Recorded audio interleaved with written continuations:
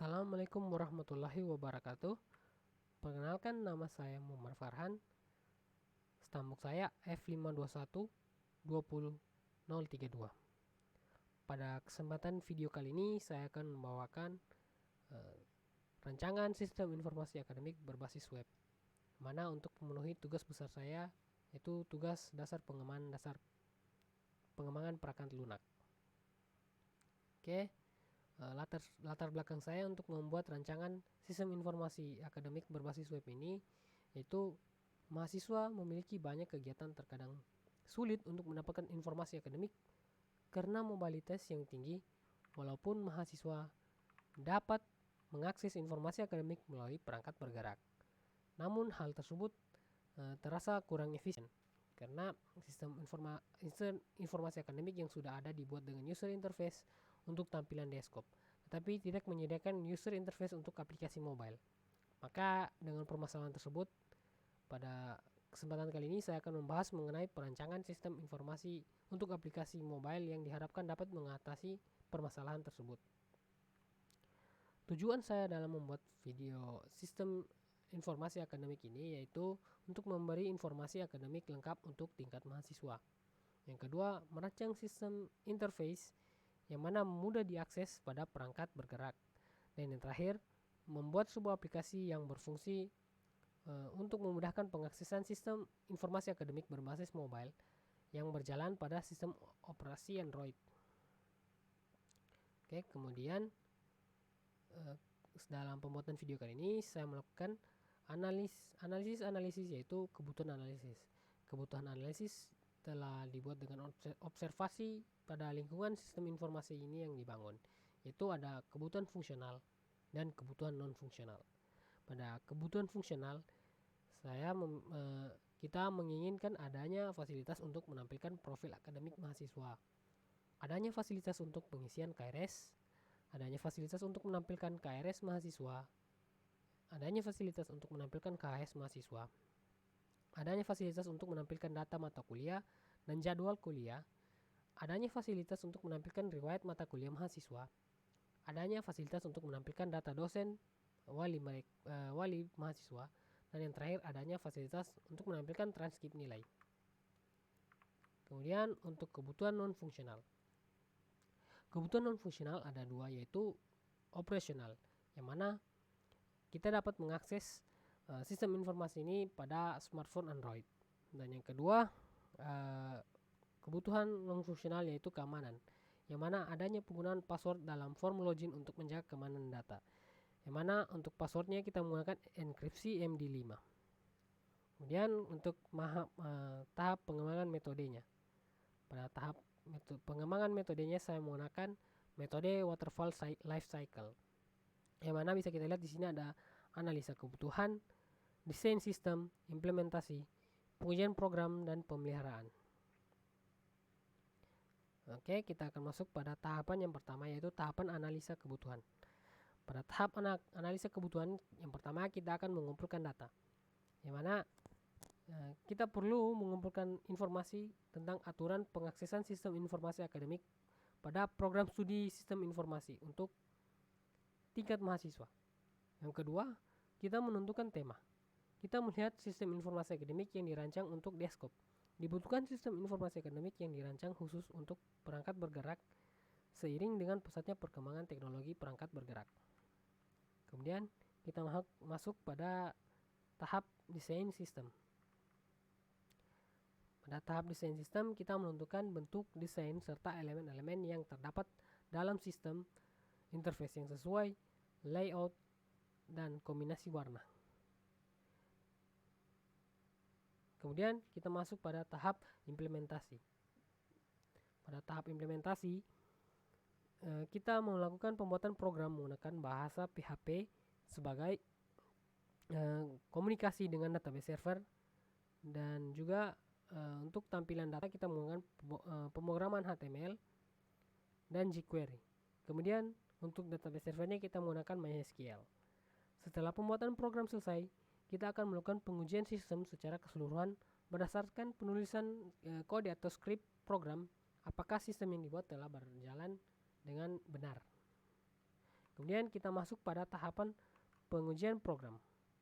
Pada tahap pengujian program, kita menggunakan metode black box, yang mana pengujian dengan metode black box menekankan pada fungsionalitas dari sebuah perangkat lunak tanpa harus mengetahui bagaimana struktur di dalam perangkat lunak tersebut. Tahap ini juga dilakukan dengan pengujian user interface dan kelengkapan data. Kemudian ada berapa tahapan pada pengujian metode black box. Yang pertama, kita menguji kesesuaian masukan dan keluaran dari sistem yang diharapkan sesuai dengan spesifikasi yang telah ditentukan pada tahapan implementasi sebelumnya. Kemudian kita menguji aturan yang telah diterapkan dalam sistem terkait dengan validasi-validasi yang dibutuhkan dalam sistem, seperti aturan dalam pengisian KRS. Kemudian kita menguji setiap tampilan, apakah ada tampilan yang tidak sesuai atau tampilan yang terpotong sehingga menyulitkan dalam berinteraksi dengan program. Kemudian pengecekan kelengkapan data, apakah semua yang data yang kita butuhkan telah tersedia. Oke, terakhir kita akan masuk kepada tahap terakhir, yaitu tahap pemeliharaan. Yang mana pada tahap ini kita memastikan bahwa sistem kita dapat berjalan baik dan kita melakukan pemeliharaan sistem terkait dengan koreksi error yang terjadi di masa mendatang. Oke, kemudian kita akan masuk ke diagram konteks. Kita akan masuk ke diagram konteksnya.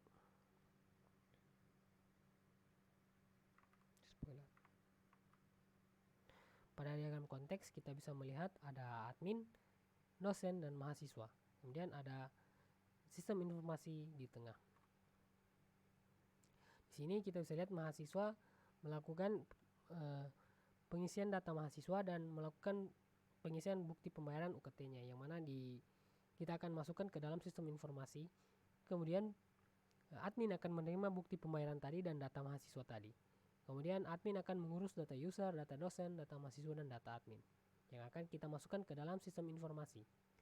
Kemudian dosen akan memasukkan data dosen dan data nilai dari mahasiswa, yang mana dalam siakat ini kita akan akses nilai KRS mahasiswa dan KHS mahasiswa. Kemudian mahasiswa akan menerima data mahasiswa tersebut dan akan menerima KRS mahasiswa. Oke, selanjutnya kita akan pindah ke DFD level 0-nya. Pada DFD level 0 kita dapat melihat di sini ada admin, mahasiswa, dan dosen wali. Mahasiswa melakukan pembayaran UKT, yang mana akan terjadi konfirmasi pembayaran UKT. Data tersebut akan diterima oleh admin. Admin memiliki data mata kuliah, data dosen, dan data mahasiswa, dan akan admin urus untuk memasukkan pada data KRS. Setelah melakukan pembayaran tadi, admin akan melakukan konfirmasi pembayaran UKT tadi, yang mana akan divalidasi, kemudian mengizinkan mahasiswa untuk melakukan pengisian KRS. Mahasiswa akan melakukan pengisian KRS. Pada pengisian ini, setelah mengisi KRS, mahasiswa akan melakukan konfirmasi terlebih dahulu kepada dosen walinya. Kemudian dosen wali akan melakukan konfirmasi KRS-nya, yang mana setelah melakukan konfirmasi, mahasiswa dapat melihat dan mencetak KRS-nya. Selanjutnya, use case diagram. Pada use case diagram ini kita dapat melihat ada 3 aktor, yaitu admin, mahasiswa, dan dosen. Pada use case ini mahasiswa dapat login, dapat melihat data, melihat biodata, dan dapat mengubah biodata. Kemudian mahasiswa dapat login dan melakukan pembayaran UKT. Setelah tervalidasi oleh admin, maka mahasiswa dapat melakukan pengisian KRS. Mahasiswa juga dapat melihat KHS-nya, dapat melihat isi KHS-nya. Ini pengisian KRS. Kemudian dosen melakukan pengisian nilai mahasiswa, yang mana setelah mengisi nilai mahasiswa, admin akan mengumpulkan gabungan dari nilai berbagai dosen tadi dan akan menerbitkan KHS, yang mana mahasiswa dapat melihat KHS dan mencetak KHS-nya. Kemudian kita akan pindah kepada kelas diagram. Di kelas diagram kita bisa melihat ada kelas admin, kelas pembayaran UKT, kelas semester, kelas KRS, kelas dosen wali, kelas KHS, kelas mata kuliah, kelas mahasiswa, dan terakhir kelas program studi. Pada kelas admin kita memiliki key yang mana ID admin, username, full name, level, dan password, yang mana primary key-nya adalah ID admin. Kelas admin memiliki hak untuk mengatur data dosen, mahasiswa, dan mata kuliah. Kelas admin juga dapat mengatur semester aktif, mengatur waktu pengajuan KRS, dan mengatur hak akses. Kemudian di sini kita bisa lihat kelas admin mengatur kelas semester, mengatur kelas program studi, mengatur kelas mata kuliah, mengatur kelas mahasiswa, dan mengatur kelas dosen wali. Kemudian kelas dosen wali. Pada kelas dosen wali kita memiliki key yang mana NIP, nama, jenis kelamin, tempat lahir, tanggal lahir, agama, nomor HP, alamat, email, dan password. Yang mana kelas dosen memiliki hak untuk mengubah password, melihat data pribadi, melihat data mahasiswa bimbingannya, memberi persetujuan KS mahasiswa bimbingannya, dan mengisi KS mahasiswa bimbingannya. Yang mana kelas dosen memiliki hak untuk mengatur kelas KRS dan kelas KHS. Kemudian kita pilih kelas mahasiswa. Kelas mahasiswa memiliki NIM, nama, jenis kelamin, tempat lahir, tanggal lahir, agama, nomor HP, nama angkatan, alamat, email, dan password. Yang mana kelas mahasiswa dapat memiliki akses untuk mengubah passwordnya, melihat data pribadi, mengajukan KRS, melihat KS, dan melihat transkrip nilai. Kelas mahasiswa harus mempunyai kelas pembayaran UKT, kelas semester, kelas KRS, kelas KHS, dan kelas program studi. Kemudian kelas pembayaran UKT. Pada kelas pembayaran UKT kita memiliki key yaitu ID UKT, semester, tanggal mulai, tanggal selesai, dan status. Yang mana primary key-nya adalah ID UKT. Kemudian kelas semester. Pada kelas semester kita memiliki key yang mana yaitu ID semester, nama semester, tanggal mulai, tanggal selesai, dan status. Yang mana pada kelas semester memiliki hak untuk menambah semester. Yang mana primary key-nya juga adalah ID semester. Kemudian kelas program studi. Pada kelas program studi kita memiliki key yaitu ID program studi dan nama program studi. Yang mana kelas program studi dapat mengubah program studinya. Kemudian primary key-nya adalah ID program studi. Kemudian kita punya kelas mata kuliah. Kelas mata kuliah yaitu memiliki key ID mata kuliah, nama mata kuliah, dan jumlah SKS. Yang mana kelas mata kuliah dapat menambah mata kuliah, mengedit mata kuliah, dan melihat data mata kuliah. Kemudian ada kelas KRS dan KHS. Pada kelas KRS dan KS, kelas KS dan KS harus memiliki kelas mata kuliah. Kemudian kelas KRS memiliki key yaitu ID KRS dan status. Yang mana pada kelas KRS mempunyai hak untuk melihat KRS dan menyusun KRS. Dan primary key-nya adalah ID KRS. Kemudian kelas KHS. Kelas KHS memiliki yaitu ID KHS, nilai, huruf, indeks nilai, dan SKS indeks. Yang mana primary key-nya adalah ID KHS dan memiliki hak untuk melihat dan mengisi KHS. Oke, kemudian kita akan pindah kepada activity diagram. Pada activity diagramnya pertama yaitu penginputan KRS yang mana aktornya adalah mahasiswa. Pada sini kita bisa lihat mahasiswa yang akan melakukan penginputan KRS-nya. Kita start, mahasiswa akan memilih tombol KRS, mana sistem akan menampilkan jadwal registrasi KRS dan mengecek status jadwal KRS. Yang mana jika tutup maka program akan selesai, activity diagram akan selesai, tetapi jika buka akan menampilkan tombol registrasi. Yang mana mahasiswa akan memilih tombol registrasi, kemudian sistem akan menampilkan daftar mata kuliah. Kemudian mahasiswa akan memilih untuk mengambil atau membatalkan mata kuliah yang untuk semester depan. Yang mana sistem akan menambah atau mengurang data mata kuliah yang dipilih. Jika SKS melebihi batas, maka tombol KRS tidak akan ditampilkan. Tetapi SKS tidak melebihi batas, maka akan tombol ajukan ditampilkan. Yang mana mahasiswa akan memilih tombol ajukan KRS dan sistem akan mengirimkan permohonan KRS kepada dosen pembimbing. Kemudian activity diagram penginputan KHS, yang mana aktornya adalah dosen. Kita start, dosen akan memilih mahasiswa bimbingannya dan memilih lihat KS mahasiswa yang diinginkannya.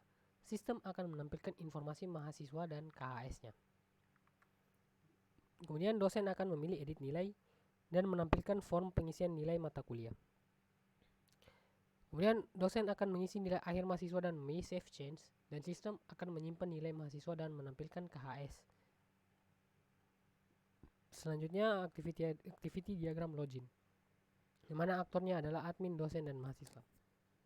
Di mana user akan memasukkan username dan password, sistem akan melakukan validasi username dan password. Jika username dan password salah, maka akan kembali. Tetapi jika user dan passwordnya benar, akan menampilkan dashboard siakat, yang mana akan selesai. Kemudian penginputan mata kuliah, yang mana aktornya adalah admin. Kita start, admin akan menentukan input mata kuliah, sistem akan melakukan validasi mata kuliah, yang mana jika mata kuliah sudah ada, kita akan kembali. Tetapi jika mata kuliah belum ada, maka sistem akan melakukan simpan mata kuliah dan akan selesai. Kemudian sequence diagram. Sequence diagram yang pertama yaitu login, yang mana aktornya adalah admin, dosen, dan mahasiswa. Di sini kita memiliki partisipan form login, database, dan halaman utama. Mana sini ada lifeline, message yaitu message synchronous, dan action. Yang mana message synchronous ini kita akan melakukan username password. Kita akan masukkan username dan password yang terjadi action pada partisipan form login, yaitu menampilkan form login. Dan jika kita akan melakukan setelah memasukkan username dan password, maka pengecekan username dan password pada database, pada partisipan database. Kemudian akan ada action. Jika pesan menampilkan kesalahan, maka akan gagal, yang mana kita akan mengirimkan message reply kepada aktor. Kemudian jika benar, maka kita akan pindah ke halaman utama. Yang terjadi action pada partisipan halaman utama, kita akan menampilkan halaman utama pada aktor. Kemudian edit biodata, yang mana aktornya adalah mahasiswa. Mahasiswa melakukan user login, yaitu memasukkan username dan passwordnya. Yang mana pada partisipan form login akan terjadi action, yaitu menampilkan form login dan menampilkan pesan kesalahan jika terjadi kesalahan. Dan jika benar, kita akan masuk ke halaman utama, yang mana kita akan pindah partisipan halaman utama. Yang terjadi action yaitu menampilkan halaman utama. Kemudian kita akan mengedit biodata kita.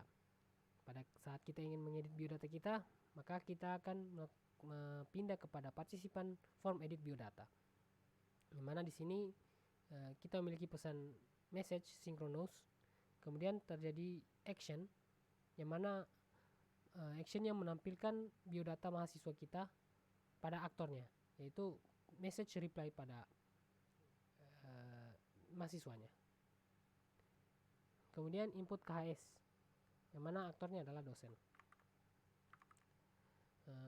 Dosen akan melakukan user login, yang mana pada partisipan form login akan terjadi action, yaitu menampilkan form login dan menampilkan pesan kesalahan jika terjadi kesalahan. Tapi jika benar, kita akan pindah ke partisipan halaman utama, yang mana ada action juga yang menampilkan halaman utama pada aktor kita, yaitu dosen. Kemudian kita akan melakukan pengisian data nilai. Kita akan mengisi atau mengedit data nilai, maka kita akan pindah pada form partisipan data nilai, yang terjadi action yang menampilkan pada aktor kita form data nilai. Kemudian kita akan melakukan edit.